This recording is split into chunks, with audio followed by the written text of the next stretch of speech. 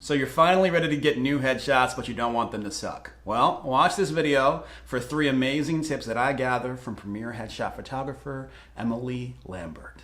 For the best advice on acting and show business and self-development, subscribe to this channel and hit the notification bell so that you are notified of every new video that I post every Tuesday.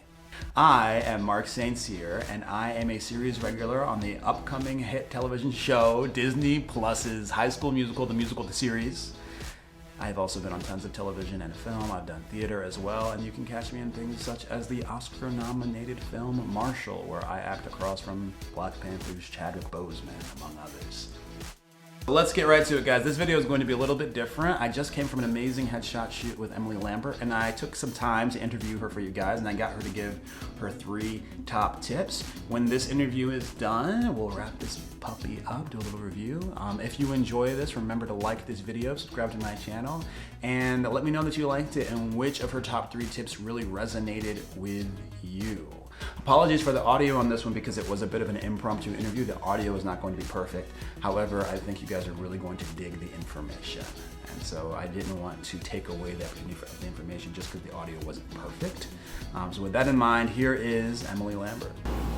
Okay. Hey guys, I'm here with headshot photographer Emily Lambert. We just had an amazing headshot shoot. She's done my headshots the last 3 times I've done them. I can't wait for you guys to see them. They're gonna be so good. Yay! But while I was here, I wanted to do a quick little interview with Emily and find out her top 3 tips for having an awesome headshot session and creating an awesome headshot for yourself. So, Emily, thanks for being here. Thank you. We're gonna get right to it. What is your number 1 of 3 tips? So number 1 of 3 tips would have to be, when you come into your session, just show up and be you. Just show up and be you. And what do you mean by that? Do people show up and not be themselves when they Yeah, come? I think people show up and they put a lot of emphasis on what they are trying or they think they should expect themselves to create, as opposed to allowing themselves to be in the moment and work with their photographer, communicate their marketing strategy, and allow whatever comes and flows into the moment to be organic and natural and not preemptive. Okay, so it's about being natural and exploring possibilities with your photographer as the shoot is evolving, rather than coming in and saying, I want this. Thinking they know what the perfect shot is going to be before it even happens. Yeah. Allow yourself to be open to change and not preempt what the perfect shot should be before you even get started, because it might not be what you expect it to be. And you already kind of did that in our shoot, because Emily has these amazing backdrops that she's created, these custom backdrops she's created, and she doesn't know exactly what color is going to go with my shirt, and I don't know exactly what color, and we played around and we found these really amazing combos that I could not have premeditated before coming. I just knew, hey, I think this wants to be a little darker and moody, I don't know what that's going to be, and then you were like, I have some ideas. Yeah, I think this look is going to be a little bit more light in some shape or form, but I'm not married to any kind of color selection. Absolutely, and you can communicate with your photographer in the moment and say to them things like, you know, I think your vision for this might be slightly darker than I want my vision for this to be. I'd like to have this one be a little lighter, or I'd like this one to be a little happier, or communicate and allow yourself to be open in the moment. Great. Number 2. Tip number 2 would have to be allow yourself to be unique. And I just, play devil's advocate here. What do you find people who are really new to headshot shoots are doing that is the opposite of allowing themselves to be unique? So a lot of times they decide that they need what they communicate as, and I think we were taught this early on in acting school, 1 legit headshot, 1 commercial headshot. Oh my gosh, yeah. And it's swappable. Sometimes they say character or just me.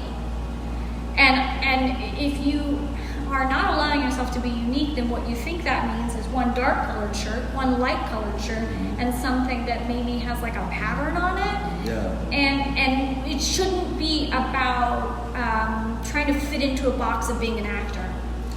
It should be about knowing who you are as a person, what you bring to the table in your acting, what you know you're going to be cast as, basically being able to market yourself efficiently and saying, okay, I don't want to put a headshot out there that just looks like everybody else's. I don't want a headshot out there that's just the standard, this is me as a serious actor photo. I need a headshot that says I can play X, Y, Z. And I can play that person uniquely because I am them. I love that. I'm going to have to give you guys a little more on that because you said something that was really great about knowing what you tend to be cast as. And one thing that I tried to do is when I was styling my photo shoot, I was like, okay, what literally are the roles? Like, what did I play on Chicago PD? I played a senator's son who wants to be a politician, and I'm like, okay. So I bring in something that I feel like a character would wear if they were running for office or were in the political space, or if they were a real estate person. I think that character owned real estate. I was like, okay. And if you allow yourself to work in the mindset of almost being like a casting director, what's more interesting for you visually? What do you get a story out of? Yeah. Do you get a story out of another actor wearing a dark colored shirt because they look like a serious actor? Right. Or do you get a story that you could be a young politician's son or somebody on the up and up in the working industry by wearing a suit, a tie, a jacket, or your own version of that for yourself? My own version of that. Which I love. You made almost like you had like a white collar but a blue shirt, and then you left it open with no tie. That's unique to you because you know that you would play guys who probably are a little more upscale and what else? Cool guys.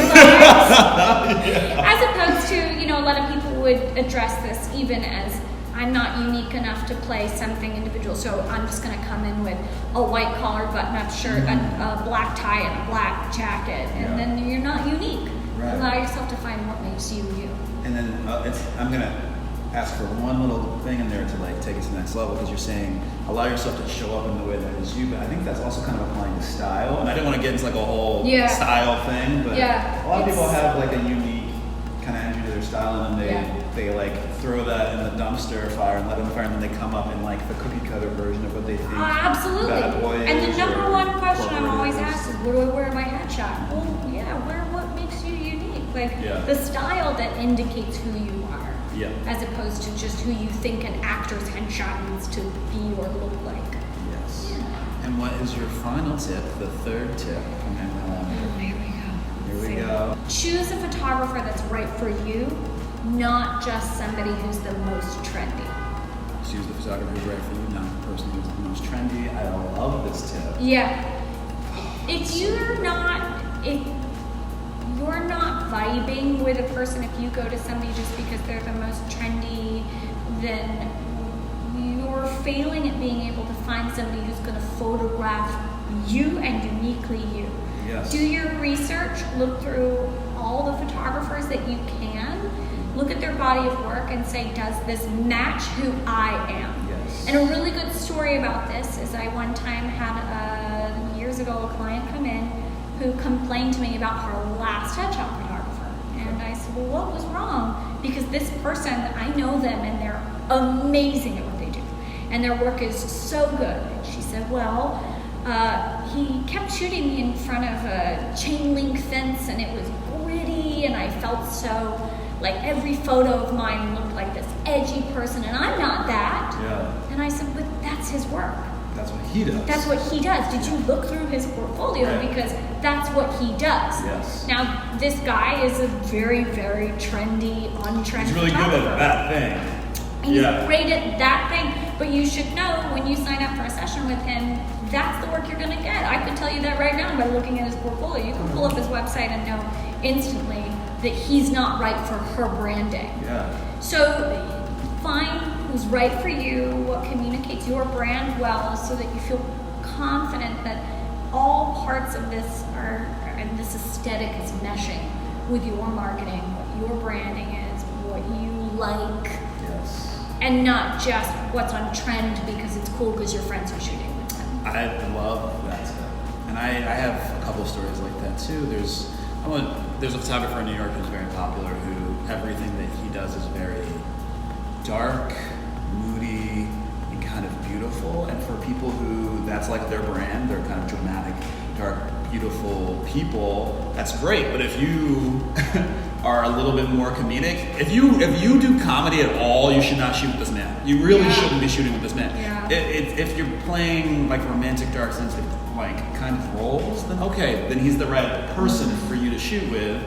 But so many people want to work with that person just because the images are beautiful and they make them feel a certain way, but it's not going to market you well when you come in the room. And this isn't to say that all humans are beautiful, but like where you fit into the market as like a dark romantic lead, or if you're more of like the quirky, kind of funny humor type shows or sitcoms, then you just gotta know that. Another perfect example, quick example, is I had another girl who we did not shoot together, but I met her when I was teaching a business class for headshots at studios in New York here.